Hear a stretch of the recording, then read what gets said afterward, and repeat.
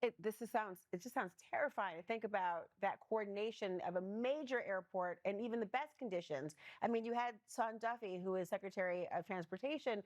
He's acknowledging that the equipment that air traffic control uses is pretty old, saying they actually still, I couldn't believe this, they still use floppy disks. I mean, that department is going to announce a plan Thursday to remodel these systems, but that's not going to change overnight. So can this happen again? And should passengers be worried?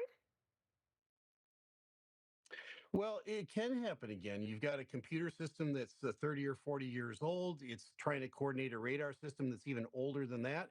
We're still talking on the radios. All of those things come through that same computer system. And if something fails in the system, like you saw at Newark, both the radios and the radar goes down at the same time. Yeah, absolutely, it could happen someplace else. Fingers crossed it doesn't. So let's talk about what happened at Newark Airport recently. About 10 days ago, every screen went blank, every radio went down. And it might not seem like a long time. It only went down for 90 seconds, but that's like an eternity to an air traffic controller and a pilot that aren't able to speak to each other. Now, 2 weeks later ish, they're still having significant problems at Newark Airport. What happened that caused all of that? Just kidding. Well, they're still trying to forensically put back together what happened, but essentially it's a combination of different things. The computers that they're using for air traffic control around the country, but especially in the New York area, are archaic by anybody's standards. They harken all the way back to the 90s in the Pentium era. In fact, the computers that they're still using up in that part of the world are still using floppy disks. If you're not sure what a floppy disk is, ask your grandfather. He might know what it is. It's about 1,000 years old in terms of computer years. And we shouldn't be using that old technology. We should have updated it a long time ago. And you're just asking for problems when you're using technology is that old. Now, I was just speaking with an air traffic controller that has worked those areas in the past. And he said that a lot of times I think they use Verizon as their communication system on the ground. And he said it might be something as simple as Verizon is doing some unscheduled maintenance, something broke, and they're going out to fix it. And it could cause a total blackout at air traffic control. And we've seen now over the years, periodically some part of the system goes down, right? All the southeast or all the northwest or, all those different areas go down because somebody cut a cable. And they have to go out and repair it. So those are physical things that can happen out in the real world, but they're combined now with a system that has allowed itself to get decayed, and it's allowed the infrastructure not to be updated over the years. You throw on top of that the problem of air traffic controllers being in short supply, and it's really a recipe for disaster. And we're seeing more and more of this stuff happen now these days. So specifically now, let's go back to Newark. Now, that's an airport that I have a lot of experience with. I was based in New York for most of my career, and for an airline pilot, that means LaGuardia, JFK, and Newark. Now, I lived on the Pennsylvania side of New York City, so if I could get a flight out of Newark, I jumped on that, and so I've spent a lot of time flying in and out of Newark. Newark Airport, over the years, has been considered, at least from a piloting perspective, as kind of the redheaded stepchild of the three major airports in New York. Why is that? It's the one that gets the least attention, and it's the one that gets pushed to the back over the preference of JFK and LaGuardia. And so that factor is kind of going on at the same time. Recently, now in Newark, the air traffic controllers were moved all the way down to Philadelphia. Why is that? Well, according to my friend that works for ATC, he said the cost of living in the New York area was just pricing everybody out. And so over the years now, not only have air traffic controllers been retiring and dropping out, but they've been moving away from the New York metropolitan area. Why? They can't afford to live there. And so, to get to Newark is expensive, to live there is expensive, and they would request transfers, and as they would transfer out, nobody would be transferring in. You add that shortage now, and the answer to that was, well, we don't have any more air traffic controllers that we can force to go to Newark. So what we'll do is we'll combine them with Philadelphia, and we'll make all the Newark controllers go down to Philadelphia. That caused a lot of anxiety and so forth, but that's not the main reason. It wasn't just that air traffic controllers that were forced to go down to Philadelphia are angry with the system. It's just that new location and that new system is one that is a steep learning curve, and that causes its own set of issues. So now you've got air traffic controllers in short supply. They're short-handed. They don't have enough people to man all of the shifts the way they should be operated. And then you throw in a disaster like this. So what was the fallout of this 90-second black screen, no radio communication episode that just took place 10 days ago? Well, what happened was 5 controllers so far have taken trauma leave. And now, what is trauma leave? Well, according to the FAA, you can request a 45-day leave for trauma. You've had a traumatic experience.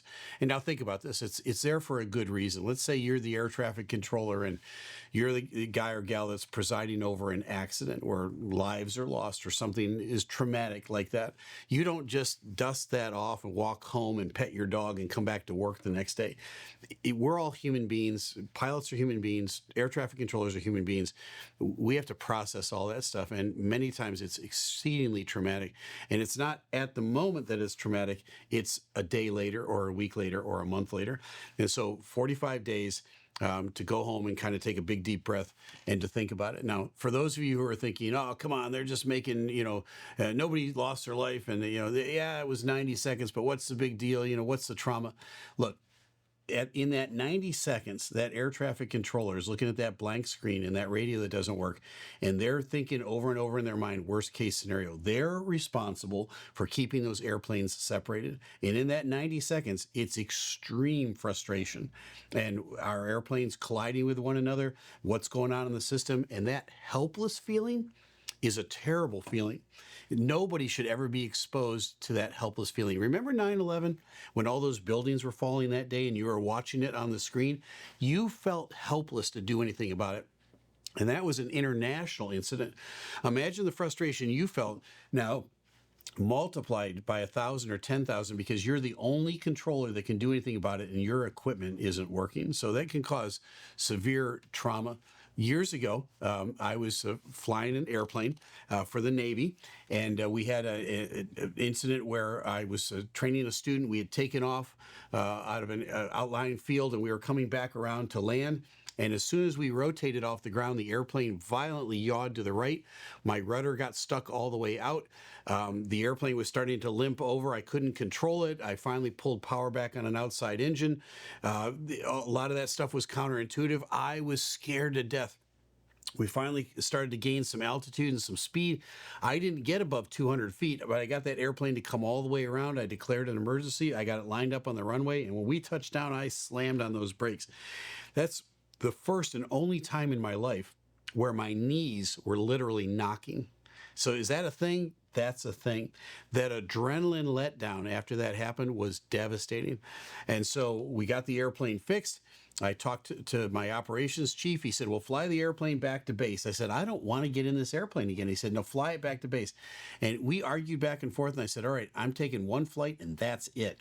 And I flew that airplane back to base. It was only a 15-minute flight. I got back to base. I walked up to his office and I said, look, today's Monday. I'll see you next Monday. Don't put me on the schedule. Don't call me up. Don't talk to me. Don't ask me to do anything. I need a few days to think about my life choices. Later on that weekend, I thought, you know what? I'm good to go. I feel better now. Monday morning, I came back to work, no questions asked, and it was good. Did I have trauma during that week? Absolutely. Did I need time to sort through it? Absolutely. So the air traffic controllers in Newark are entitled to their time off. Having said that, 20% now of the total controllers in Philadelphia/Newark are on this trauma leave making a bad situation even harder for the remaining air traffic controllers. So now it's become a real issue. So you say, well, how come 10 days later they're still delaying flights? How come we're not back up to normal? Well, because they're down by 20% on top of the already low manning that they had prior to this. And the ones that are there are under even more stress than they've been under before. So the only answer to that is we got to give them some relief on the screen in front of them. So United Airlines, I think, has canceled about 35 flights. Other airlines are restricting their flights in and out of Newark until Newark kind of gets back up to speed, and that means air traffic controllers and infrastructure. They got to figure out what went wrong with those screens. My solution in the long run is this. We need to update the system across the board. We need to spend the money to do it.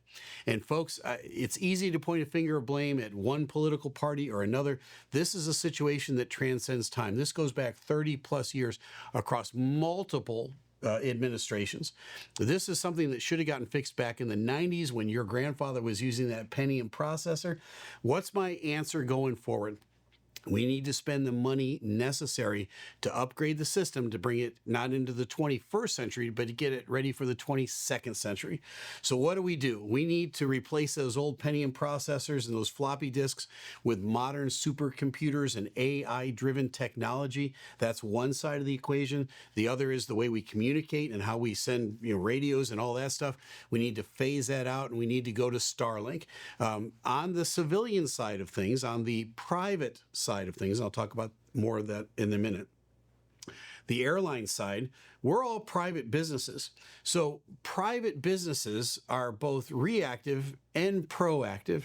Government almost exclusively is reactive. Something breaks and then they go into fixing it, sort of, or addressing it, and it's slow moving and it's archaic and it doesn't respond very quickly, and it's 100% reactive. At least on the private side, we are proactive. So, for instance, at my airline, we will replace parts on airplanes before they break. That's proactive. Now, that doesn't mean a part's not going to break. They do. Then they break all the time. We are responsive then at that point to replace that part reactively after it's broken. But we do proactive and reactive stuff. The government needs to get better at the proactive side. And here's my suggestion. Starlink is up and it's operating. We can go to a completely space-based the communication system. We've done so on the private side. Virtually everything I do is some form of space-based. The only stuff I do that is land-based is because the government is still using radios and they're still using VOR stations. But you know what? We could have transitioned to space-based a long time ago. It's extremely reliable. I never had a problem with it at all, and it is the future. So the government could do that. Here's Captain Steeve's suggestion. I think air traffic control in this country needs to be privatized. I think it needs to be sold to a private concern. It needs to be funded by the government. There can be oversight by the government. Yep, I'm fine with both of those things, but it needs to be privately run like it is in Canada. The whole ATC system in Canada is privately owned. Salaries went up, stress levels went down. They proactively, because they're a private concern, proactively now began to replace and upgrade and bring into the 21st century all of the systems that they're using, which again lowered the trauma level and the stress level on the humans that are involved in air traffic control. We're way past the expiration date on going to a private air traffic control system. So if the government's going to react to anything, let's react in this way. Let's hand it over to a private concern, and let's see air traffic control now come into the 21st and get prepared for the 22nd century. That's my commentary on it and what I think should happen. So as Newark now limps back into full speed here, and it's going to take some time, it may take months or even a year or more to get them back up to speed. We need to take a long, hard look at how the system operates and make the changes necessary to get it back up to speed and to get it safer than it is today. Well, now you know. I'm Captain Steeve. Fly safe.